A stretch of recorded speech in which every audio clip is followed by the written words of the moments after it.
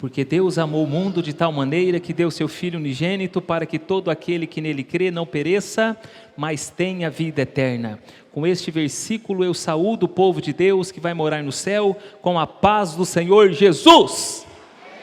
Amém, graças a Deus. Esta semana eu estava conversando com uma pessoa e ele me perguntou assim: onde está aquele versículo que uma pessoa não pode procurar sarnas para se coçar? Eu falei assim: será que ele está falando de Sansão? Mas não tem esse versículo na Bíblia. Então vamos para um versículo que está na Bíblia. Marcos capítulo 8. Evangelho de Marcos capítulo 8. Continuamos nossa pregação expositiva sequencial. Hoje chegamos à metade deste Evangelho. Marcos capítulo de número 8. Louvado seja Jesus. Engrandecido seja o nome do Senhor. Diz assim a palavra de Deus: naqueles dias, quando outra vez se reuniu grande multidão, e não tendo eles o que comer, chamou Jesus os discípulos e lhes disse: tenho compaixão dessa gente, porque há 3 dias que permanecem comigo e não têm o que comer. Se eu os despedir para suas casas em jejum, desfalecerão pelo caminho. E alguns deles vieram de longe. Mas os seus discípulos lhe responderam: donde poderá alguém fartá-los de pão neste deserto? E Jesus lhes perguntou: quantos pães tendes? Responderam eles: 7. Ordenou ao povo que se assentasse no chão, e tomando os 7 pães, partiu-os, após ter dado graças, e os deu aos seus discípulos, para que estes os distribuíssem, repartindo entre o povo. Tinha também alguns peixinhos, e abençoando-os, mandou que estes igualmente fossem distribuídos. Comeram e se fartaram, e dos pedaços restantes recolheram 7 cestos. Eram cerca de 4.000 homens. Então Jesus os despediu. Logo a seguir, tendo embarcado juntamente com seus discípulos, partiu para as regiões de Dalmanuta. E saindo os fariseus, puseram-se a discutir com ele, e tentando-o, pediram-lhe um sinal do céu.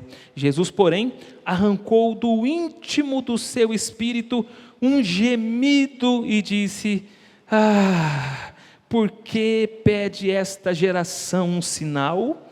Em verdade vos digo que a esta geração não se lhe dará sinal algum. E deixando-os, tornou a embarcar e foi para o outro lado. Ora, aconteceu que eles, os discípulos, se esqueceram de levar pães, e no barco não tinham consigo senão um só. Preveniu-os Jesus, dizendo: vede, guardai-vos do fermento dos fariseus e do fermento de Herodes. E eles discorriam entre si: é que não temos pão. Jesus, percebendo-o, lhes perguntou: por que discorreis sobre o não terdes pão?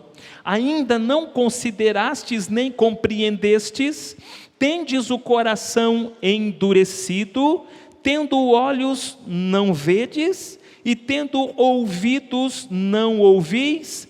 Não vos lembrais de quando partiu 5 pães para os 5.000? Quantos cestos cheios de pedaços recolhestes? Responderam eles: 12. E de quando partiu os 7 pães para os 4.000? Quantos cestos cheios de pedaços recolhestes? Responderam: 7. Ao que lhes disse Jesus: não compreendeis ainda? Então chegaram a Betsaida e lhe trouxeram um cego, rogando-lhe que o tocasse. Jesus, tomando o cego pela mão, levou-o para fora da aldeia, e aplicando-lhe saliva aos olhos e impondo-lhe as mãos, perguntou-lhe: vês alguma coisa? Este, recobrando a vista, respondeu: vejo os homens, porque como árvore os vejo andando. Então novamente lhe pôs as mãos nos olhos, e ele, passando a ver claramente, ficou reestabelecido e tudo distinguia de modo perfeito. E mandou Jesus embora para casa, recomendando-lhe: não entres na aldeia. Então Jesus e os discípulos partiram para as aldeias de Cesareia de Filipe, e no caminho perguntou-lhes: quem dizem os homens que eu sou? E responderam: João Batista, outros Elias, mas outros algum dos profetas. Então lhes perguntou: mas vós, quem dizeis que eu sou? Respondendo Pedro lhe disse: tu és o Cristo. Advertiu Jesus que a ninguém dissessem tal coisa a seu respeito. Então começou ele a ensinar-lhes que era necessário que o Filho do Homem sofresse muitas coisas, fosse rejeitado pelos anciãos, pelos principais sacerdotes e pelos escribas, fosse morto, e que depois de 3 dias ressuscitasse. Isto ele expunha claramente. Mas Pedro, chamando-o à parte, começou a reprová-lo. Jesus, porém, voltou-se, fitando os seus discípulos, repreendeu a Pedro e disse: arreda, Satanás, porque não cogita das coisas de Deus, e sim das coisas dos homens. Então, convocando a multidão e juntamente os seus discípulos, disse-lhes: se alguém quer vir após mim, a si mesmo se negue, tome a sua cruz e siga-me. Quem quiser, pois, salvar a sua vida, perdê-la-á, e quem perder a sua vida por causa de mim e do Evangelho, salvá-la-á. Que aproveita o homem ganhar o mundo inteiro e perder a sua alma? Que daria um homem em troca de sua alma? Porque qualquer que nesta geração adúltera e pecadora se envergonhar de mim e das minhas palavras, também o Filho do Homem se envergonhará dele, quando vier na glória de seu Pai com os santos anjos. E dizia-lhes ainda, capítulo 9, verso 1, onde vai acabar o texto. Dizia-lhes ainda: em verdade vos afirmo que dos que aqui se encontram, alguns há que de maneira nenhuma passarão pela morte até que vejam ter chegado com poder o reino de Deus. Obrigado pela leitura da tua palavra, Senhor. Fala conosco nesta noite, em nome de Jesus Cristo. Amém. Amém? Queria falar um pouquinho nesta noite sobre quem é Jesus. Quero relembrar com vocês quem é Jesus. E talvez alguns conhecerão um pouco mais sobre quem é Jesus. Você já ouviu falar da teoria o miolo da cebola?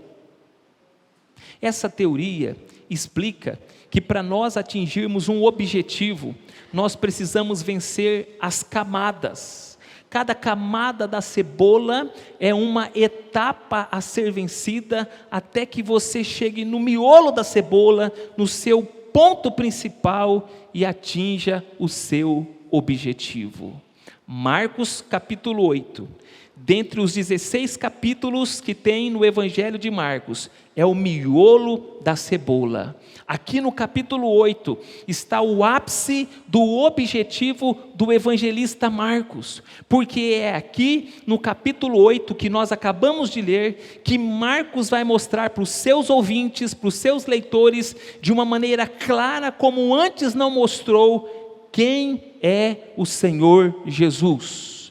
O evangelista quer que os seus ouvintes, que os seus leitores do Evangelho entenda, conheça quem é Jesus e passe a ser um seguidor. Esta também é a vontade de Deus para o mundo inteiro e para cada um de nós que aqui está. Deus quer que a humanidade conheça quem é Jesus e siga-o. Não que apenas ouça falar de Jesus, mas que o conheça, o experimente e se torne um seguidor de Jesus. Quem é Jesus? Em primeiro lugar, olhando para os versículos 1 ao versículo 10, esse texto responde para nós que Jesus é o nosso pão da vida. Diga comigo: Jesus é o nosso pão da vida. Na Bíblia, pão é símbolo da provisão de Deus para a humanidade. Se você lembrar da pregação passada, Marcos capítulo 7, versos 24 a 30, tem uma mulher com uma filhinha endemoniada, e ela vai até o Senhor Jesus. O verso 27 diz assim: mas Jesus lhe disse: deixa primeiro que se farte os filhos, porque não é bom tomar o pão dos filhos e lançá-lo aos cachorrinhos. Ela, porém, respondeu: sim, Senhor, mas os cachorrinhos debaixo da mesa comem das migalhas dos pães das crianças. Ou seja, Jesus era o pão da vida para aquela mãe e para aquela menininha que precisava ser liberta. Jesus é a provisão de Deus para aquela família, para aquelas duas pessoas, a mãe e também a filha. Pão na Bíblia é símbolo de provisão de Deus para a humanidade. Aleluia! Na oração do Pai Nosso, quando nós oramos: Pai nosso que estás no céu, santificado seja o teu nome, venha a nós o teu reino, seja feita a tua vontade, assim na terra como nos céus. O pão nosso de cada dia dá-nos hoje. Quando fazemos esta oração, a ideia não é pedir: Senhor, me dá o pão francês de cada dia, me dá o pão caseiro de cada dia. Não, a ideia é: Senhor, supre as minhas necessidades de cada dia. Aleluia. João capítulo de número 6, verso 35, Jesus declarou: eu sou o pão da vida, quem comer deste pão nunca mais, olha que expressão forte, nunca mais terá fome e nunca mais terá sede. Aleluia. No texto que nós lemos, Jesus está fazendo uma campanha evangelística, 3 dias no deserto, ensinando a multidão, 4.000 pessoas, sem contar mulheres e sem contar crianças. Acabou as palestras, acabou os estudos bíblicos, acabou as pregações. Jesus olha no semblante das pessoas e ele identifica: essa gente está com fome, esse povo precisa comer alguma coisa. Se a multidão tem fome, afirma o texto no versículo 2 que Jesus tem compaixão. Compaixão. A compaixão de Jesus, ela é holística. A compaixão de Jesus, ela é completa. Perceba que Jesus, antes de dar o pão físico, Jesus já deu o pão espiritual.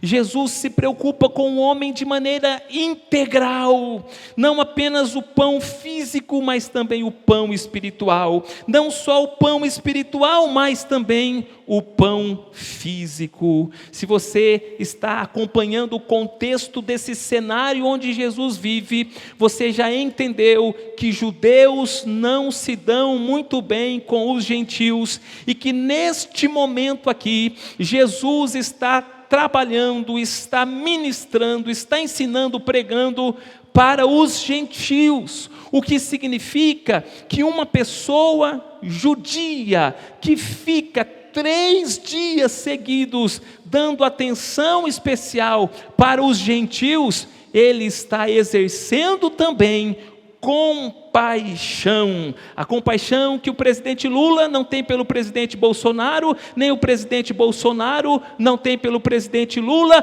Jesus tem pelos dois, e Jesus também tem por estes gentios aqui, porque Jesus é o bom samaritano, lá de Lucas capítulo 10, versículo 25 a 37, Jesus é o pão da vida. Às vezes, as pessoas não precisam do pão físico.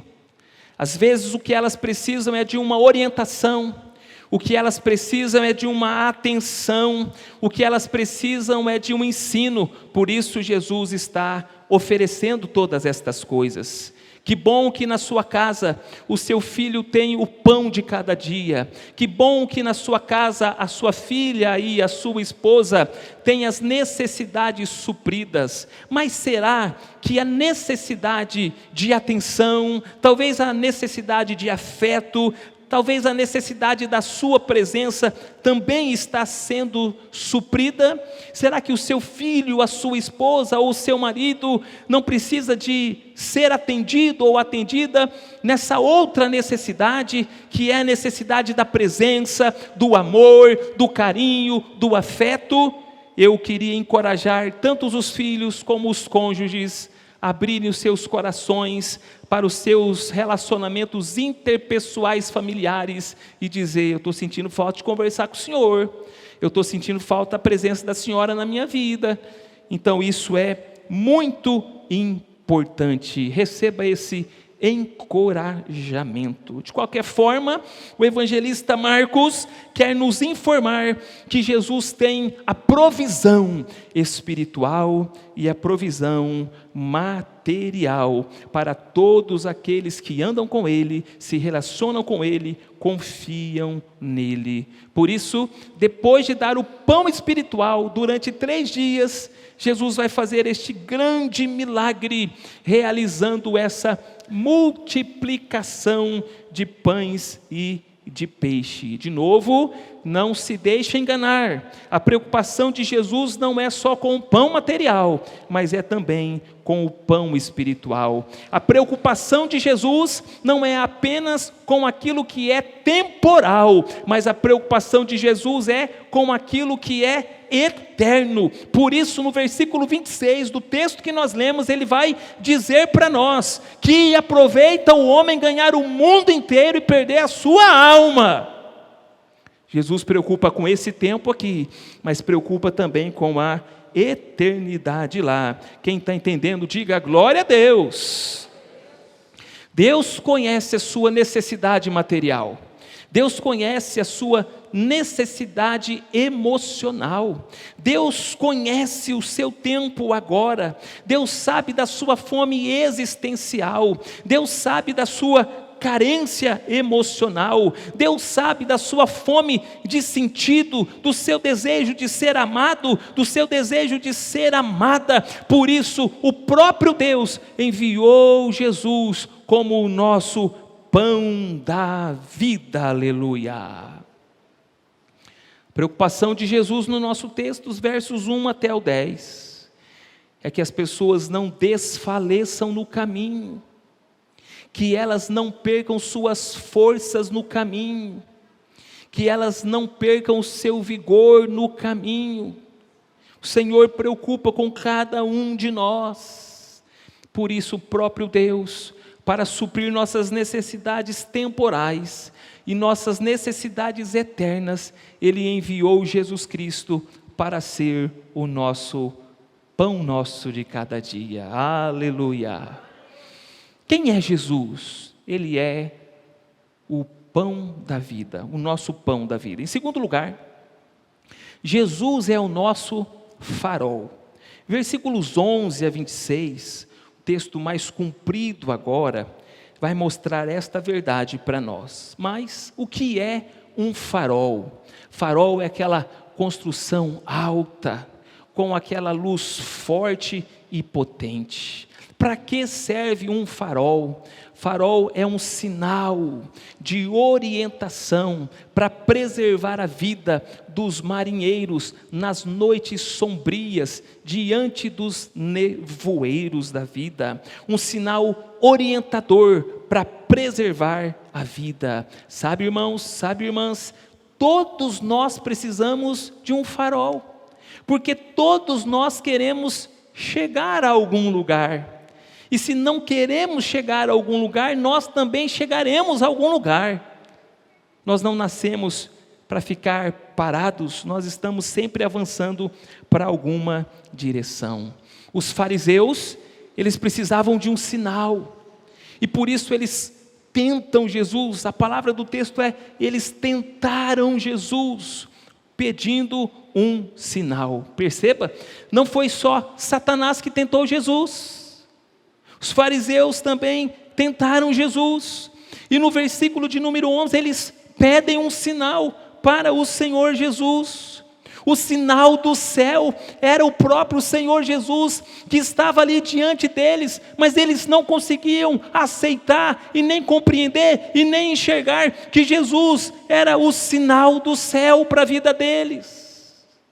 As circunstâncias da vida, o seu pai, a sua mãe, o seu amigo, os seus vizinhos, o funcionário lá da empresa, o seu patrão, os seus colegas de trabalho, da escola, da universidade, faz muito tempo que eles talvez estão mostrando Jesus como sinal do céu para a sua vida, mas você também, como os fariseus, como os escribas, como os zelotes, como os herodianos, como os anciãos, você não consegue enxergar o farol de Deus para a sua vida, que é Jesus Cristo. Você olha para o céu, você vê as estrelas, você vê a lua, você vê o sol, você vê as nuvens, você sabe discernir, identificar, vai chover, não vai chover, mas essa criação ainda não te levou ao Criador. Minha oração nesta noite é que em nome de Jesus, o Espírito Santo abra os seus olhos, para que você veja o farol com F maiúsculo, que é Jesus de Nazaré, porque é Ele que vai mudar, transformar a sua vida, é Ele que vai te dar direção, é Ele que vai te guiar, é Ele que vai te levar a um lugar seguro para a glória de Deus. Os políticos mais conhecidos, partidos políticos religiosos, são os fariseus, os saduceus, os escribas, os anciãos e os herodianos. Todos eles estavam envolvidos com a espiritualidade, mas não conseguiam enxergar Jesus como sinal do céu, como o farol de Deus para a vida deles. Mateus capítulo 15, versículo 14, Jesus olhando para eles, disse assim: vocês são como cegos que guiam outros cegos e que vão cair no buraco. Pedir um sinal para Jesus nessa altura do campeonato era uma tentação, porque Jesus já havia curado muitas pessoas nesse momento, Jesus já havia libertado muitas pessoas até esse momento, Jesus já havia ensinado com uma autoridade nunca jamais vista naquela época e nunca mais se viu, porque ninguém tem tanta autoridade como o Senhor Jesus. Mas eles continuavam pedindo sinais. Às vezes, irmãos, o farol, ele está tão perto, e ele é tão forte, que ele cega o cego para que ele veja. Veja o exemplo de Saulo na sua conversão. Lucas registra isso no capítulo 9, versos 3 e 5. Quero ler para vocês. Lucas, Atos, escrito por Lucas, capítulo 9, versos 3 e 5, diz assim: seguindo ele, Saulo, estrada fora, ao aproximar-se de Damasco, subitamente, uma luz do céu brilhou ao seu redor, e caindo ele por terra, ouviu uma voz que lhe dizia: Saulo, Saulo, por que me persegues? Ele perguntou: quem és tu, Senhor? E a resposta foi: eu sou Jesus, a quem tu persegues. Os fariseus perseguiam Jesus. Nesse momento da narrativa, os fariseus estão tentando Jesus, pedindo-lhe sinal. Jesus já tinha feito tantas coisas, Jesus já havia dado tanto sinal. Essa é a estratégia de Satanás, meus irmãos. A estratégia de Satanás é essa: se tu és o Filho de Deus, pegue essas pedras e transforme em pães. Jesus não cai nessa armadilha, Jesus não cai nessa tentação, porque o farol dele ilumina o que está no coração humano, o farol dele ilumina as ações e os desejos de Satanás. Louvado seja Deus pela vida do nosso Cristo, do nosso farol, aleluia. Tentação é um impulso para fazer algo inapropriado, para fazer algo inadequado. Por isso Jesus diz, para esta geração, a geração de vocês, eu não vou dar nenhum sinal. Até logo, estou indo embora, vamos para frente. Pedir sinais, irmãos, mesmo para quem é convertido, é um sinal de falta de fé, ou de uma fé infantil. Pedir sinais é desconfiar das palavras e das promessas daquele que está falando ou prometendo. Por isso, muitas pessoas, no processo de negociação, antes de fechar o negócio, pede um sinal. Muitas vezes é isso que nós fazemos com Deus. Senhor, se é a tua vontade mesmo, me dá um sinal. Senhor, esse negócio aqui está certo mesmo? Isso aqui é a tua palavra mesmo? Me dá um sinal. Me dá um sinal. Vamos olhar para o texto bíblico. Juízes capítulo 6, versos 11 a 17. Exemplo bíblico é o melhor que tem. Ouça, por favor. Então veio o anjo do Senhor e assentou-se debaixo do carvalho que está em Ofra, que pertencia a Joás, a Abiesrita. E Gideão, seu filho, estava malhando trigo no lagar para o pôr a salvo dos midianitas. Os midianitas são os inimigos do povo de Deus nesse momento. Então o anjo do Senhor lhe apareceu e disse: o Senhor é contigo, varão valoroso. Respondeu Gideão: Senhor meu, se o Senhor é conosco, por que nos sobreveio tudo isso? Ele estava cego, porque na aliança mosaica, se você desobedece, o inimigo monta em cima mesmo. E que é feito de todas as suas maravilhas que nossos pais nos contavam, dizendo: não nos fez o Senhor subir do Egito? Porém agora o Senhor nos desamparou e nos entregou nas mãos dos midianitas. Então se virou o Senhor para ele e disse: vai nessa tua força e livra Israel da mão dos midianitas. Porventura não te enviei eu? Deus está falando: vai que eu vou te dar a vitória. Vai que a vitória é do povo de Deus. Eu estou te levantando, eu mesmo vou te usar. E ele está pedindo sinal. Verso 15. E ele disse: ai, Senhor meu, como que livrarei Israel? Ai, ai, ai, ai. Eis que a minha família é a mais pobre em Manassés, e eu o menor na casa de meu pai. Tornou-lhe o Senhor novamente a dizer: já que eu estou contigo, ferirás os midianitas como se fosse um só homem. Sabe quando você está jogando assim, não é sinuca, como que é o nome daquele negócio que faz strike? Como é? Isso, vocês jogam, né? Isso aí. Sabe quando o camarada vai lá e dá um strike? Deus está falando: Gideão, eu vou usar a sua vida para você dar um strike nos seus inimigos. Mas Gideão tem uma fé pobre. Ele não consegue confiar. Ele é inseguro. E quem é inseguro sempre pede sinais para Deus. Quem tem fé infantil sempre está pedindo para Deus. E olha só, todos nós precisamos passar pela fase da infantilidade na fé. E o problema não é esse, o problema é continuar ali por longos anos. Você está com a cabeça branca, ou nem tem mais cabelo na cabeça. Com todo respeito, eu estou no caminho. Mas até quando você vai continuar pedindo sinal para Deus, meu irmão? Confia nisso aqui que está escrito. Confia na palavra de Deus. Quem diz amém para essa palavra?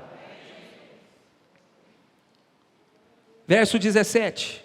Ele respondeu: se agora achei mercê diante dos teus olhos, dá-me um sinal de que és tu, Senhor, que me falas. Pula lá para o versículo 36. Disse Gideão a Deus: se hás de livrar a Israel por meu intermédio, como disseste, eis que eu porei uma porção de lã na eira. Se o orvalho estiver somente nela, e seca a terra ao redor, então conhecerei que hás de livrar Israel por meu intermédio, como disseste. E assim sucedeu, porque ao outro dia se levantou de madrugada, e apertando a lã do orvalho dela, espremeu uma taça cheia d'água. Disse mais Gideão: não se acenda comigo, não se acenda contra mim a tua ira, Gideão. Oh Senhor, fica bravo comigo não, Senhor. Eu vou pedir mais um sinal mais uma vez, oh Deus. Não se acenda contra mim a tua ira, se ainda falar só esta vez. Rogo-te mais esta vez, faça eu a prova com a lã, que só a lã esteja seca, e na terra ao redor haja orvalho. E Deus assim o fez naquela noite, pois só a lã estava seca, e sobre a terra ao redor havia orvalho. Tem muito pregador que ensina que esse texto é um texto para a gente fazer prova com Deus. Não é verdade não, meu irmão. Esse texto aqui é um texto que mostra que Deus tem muita paciência com quem tem fé infantil, com quem tem fé fraca, com quem tem fé que está começando agora. Não é um incentivo para a gente ficar pedindo sinal para Deus, não. E talvez a minha e a sua fé já foi assim, e talvez a sua fé é assim. Uma fé insegura, uma fé infantil, uma fé fraca, mas que bom, irmãos, que não acaba aí.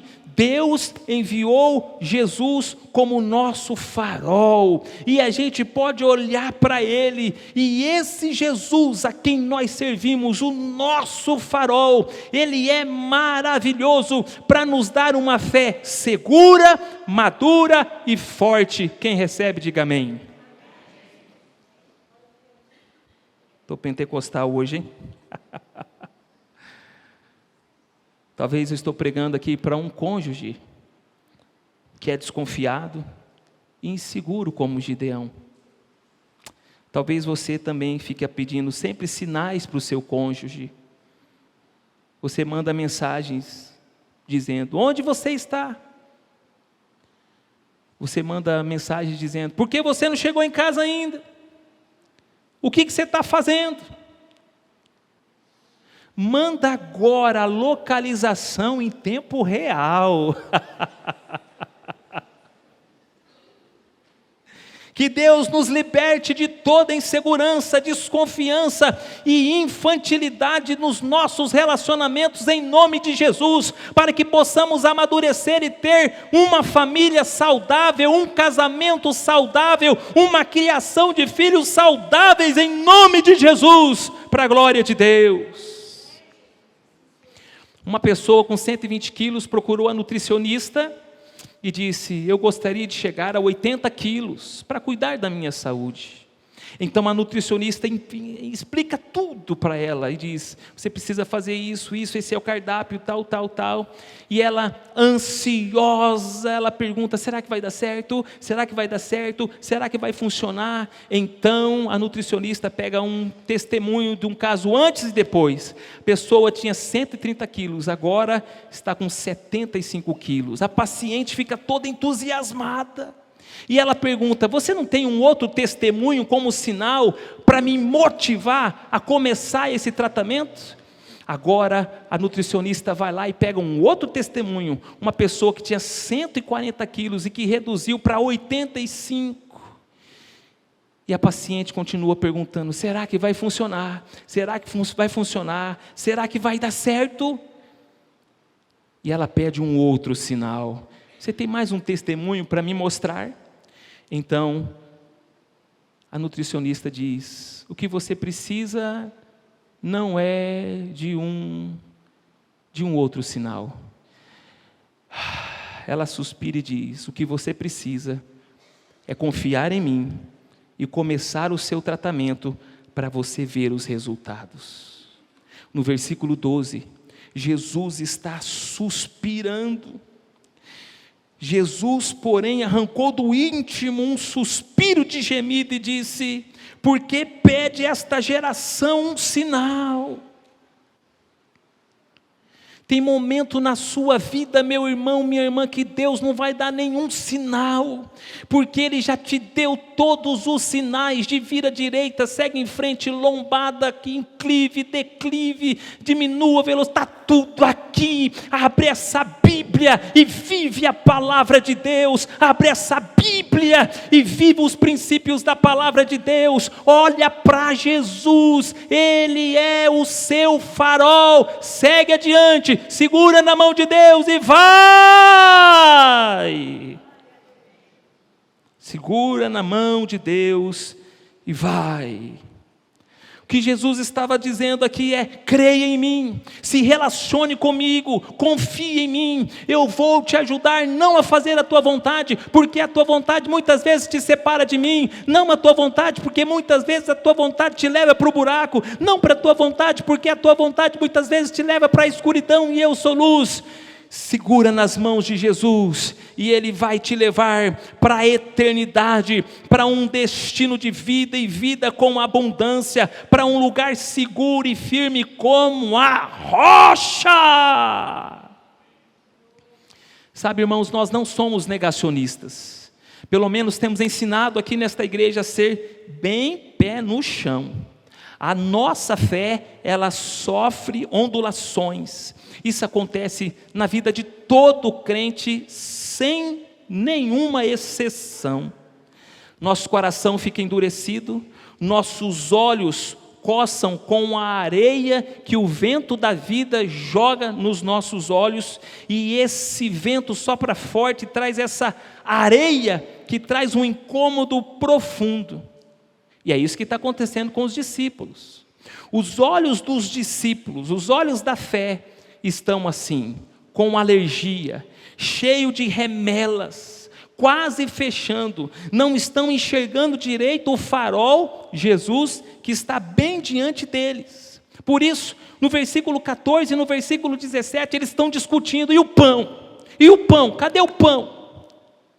No meio do mar, cadê o pão? Então eles estão olhando para as circunstâncias e não estão olhando para o farol. A matemática é fácil, são 12 discípulos mais Jesus, 13 pessoas. O texto diz que só tinha um pão, porque eles esqueceram de trazer pão.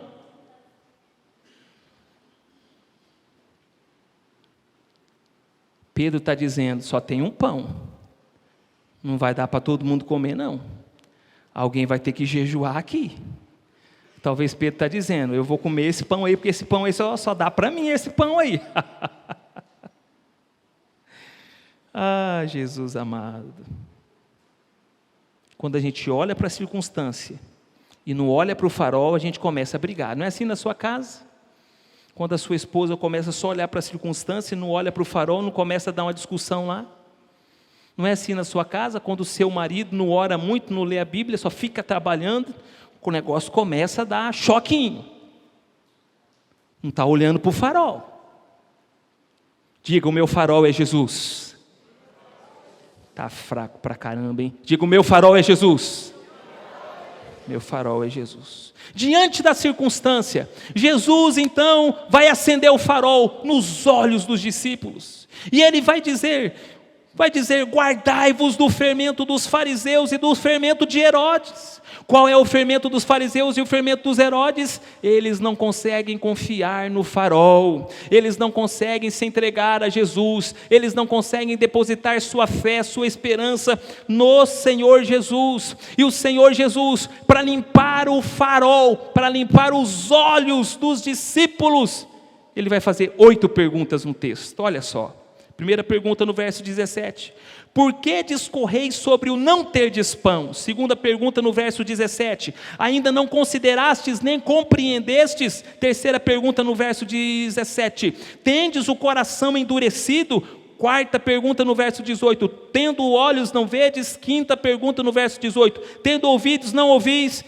Sexta pergunta no verso 18: não vos lembrais de quando parti os 5.000 pães? Quantos cestos de pedaços recolhestes? No verso 19. Sétima pergunta, no versículo 20: e quando partiu 7 pães para os 4.000, quantos cestos de pedaços recolhestes?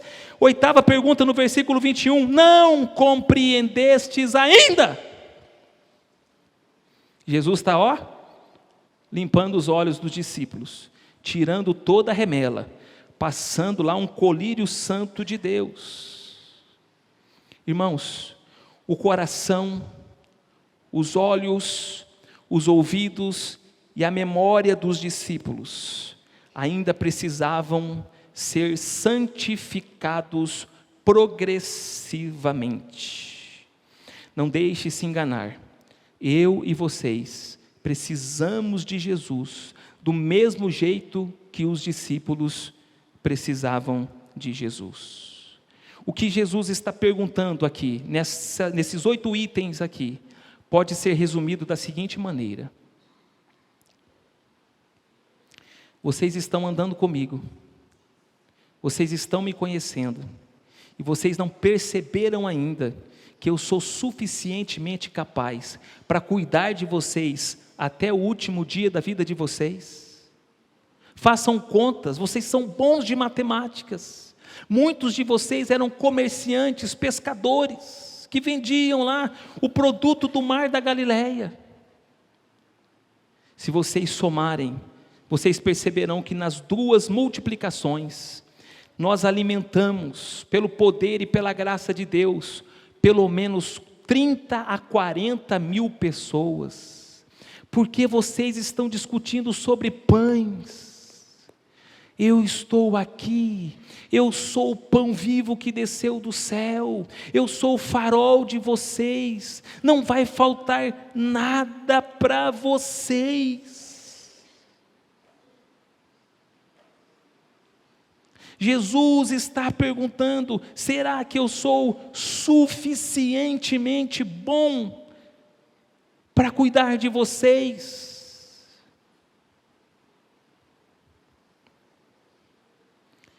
Será que eu, como farol de vocês, eu vou abandonar vocês no caminho? Onde vocês estão colocando a esperança de vocês? Onde vocês estão colocando a fé de vocês? Onde vocês estão colocando a confiança de vocês? Jesus cuida da sua família, se você olhar para o farol até o último dia da sua vida. Jesus cuida da sua empresa, se você continuar olhando para o farol até o último dia da sua vida. Jesus cuida dos nossos filhos, se nós continuarmos olhando para o farol até o último dia das nossas vidas. O nosso presente e o nosso futuro, quando olhamos para o farol que é Jesus, ele é garantido pela graça e pela misericórdia de Deus. Talvez no nosso país um comunismo está sendo implantado. Será que Deus não vai cuidar de nós nesse possível novo regime? Será que Jesus vai nos abandonar? Não, Ele é poderoso para guardar todos aqueles que olham para o farol. Talvez você, nesse movimento do texto até aqui, esteja pensando de maneira inteligente: se os discípulos que andaram com Jesus, que presenciaram tantos milagres, maravilhas, curas, multiplicações de pães, de peixes, receberam aquele ensino que ninguém dormia, pelo contrário, todo mundo ficava boquiaberto, querendo: eu quero mais, fala mais, fala mais.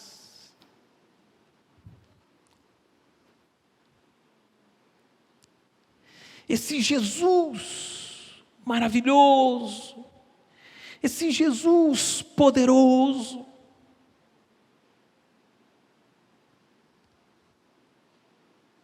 esse povo, 12 discípulos que andaram com ele, estavam com o olho desse jeito.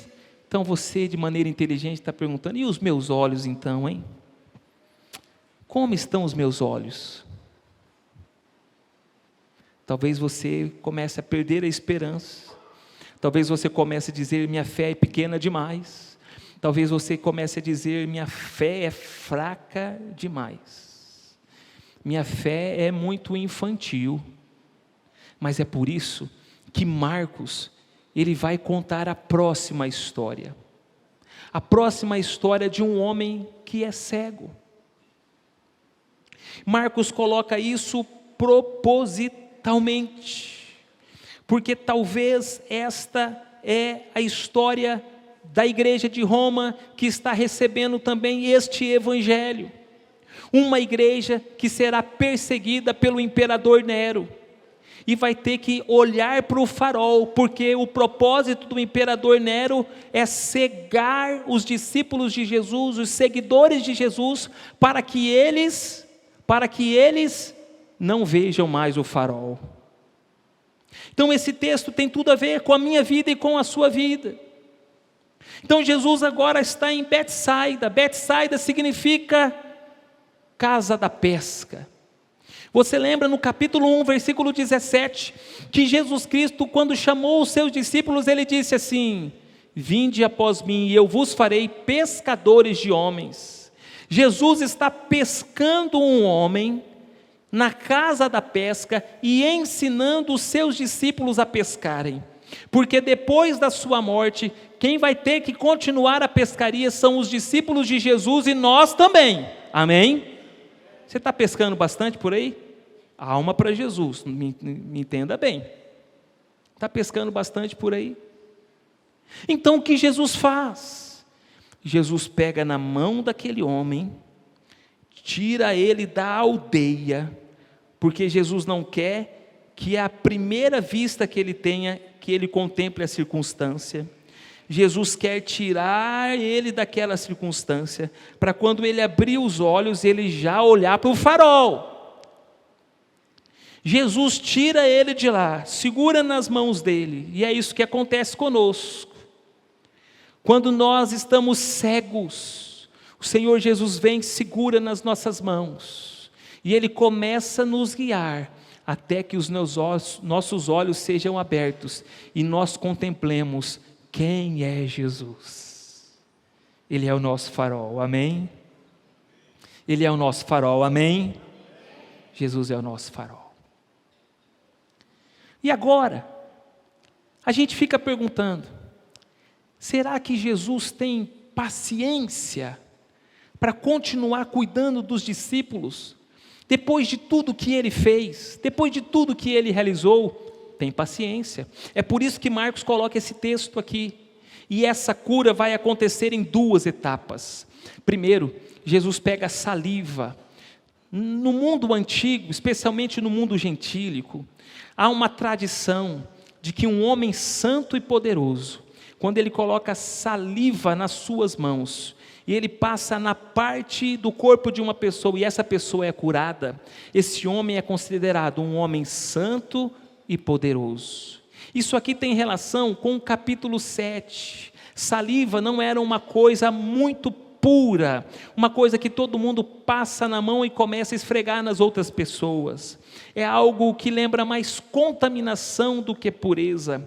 Mas alguns homens no mundo antigo eram classificados como um homem santo e poderoso, então eles podiam fazer isso.